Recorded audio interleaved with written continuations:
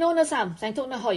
ក្លិនឆ្អាបឈាមអត់ទាន់បាត់ពីសមរភូមិទេប៉ុន្តែប្រជាជនខ្មែរយើងមួយចំនួនគឺបានភ្លេចអស់ហើយភ្លេចថាកុងតឺន័រគេដាក់នៅកន្លែងណាភ្លេចថាប្រាសាទណាខ្លះដែលត្រូវបានគេបំផ្លាញភ្លេចថាប្រមាណ10000គ្រួសារដែលត្រូវធ្វើជាជនភៀសសឹកចេញពីទីកន្លែងកំណើតទីលំនៅបច្ចុប្បន្នរបស់គាត់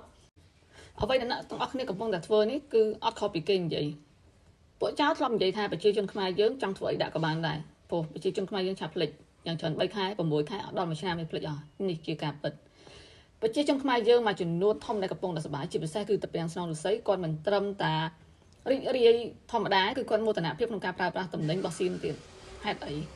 ជាពិសេសមានអ្នកលក់អ្នកនាំចូលហើយនិងអ្នកអនុម័តឲ្យនាំចូល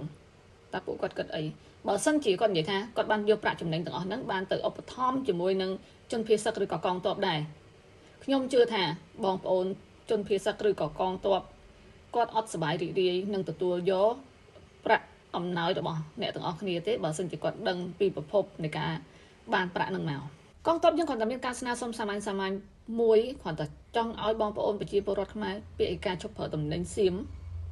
ប៉ុន្តែអ្នកទាំងអស់គ្នាធ្វើអត់បានអ្នកទាំងអស់គ្នាអាចនៅផ្ទះអ្នកទាំងអស់គ្នាអាចជប់ជុំគ្រួសារអ្នកទាំងអស់គ្នាអាចដើរលេងកម្សាន្តគ្រប់ទីកន្លែងទាំងអស់ទាំងដែលគាត់មិនអាចទេគាត់នៅឈរជើងចាំការពារប្រជាជនខ្មែរទាំងអស់គ្នា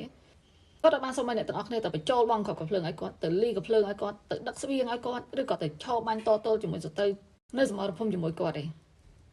ប៉ុន្តែអ្នកទាំងអស់គ្នាធ្វើអត់បាននេះគឺជារឿងដែលគួរឲ្យអស់សង្ឃឹមមែនតើ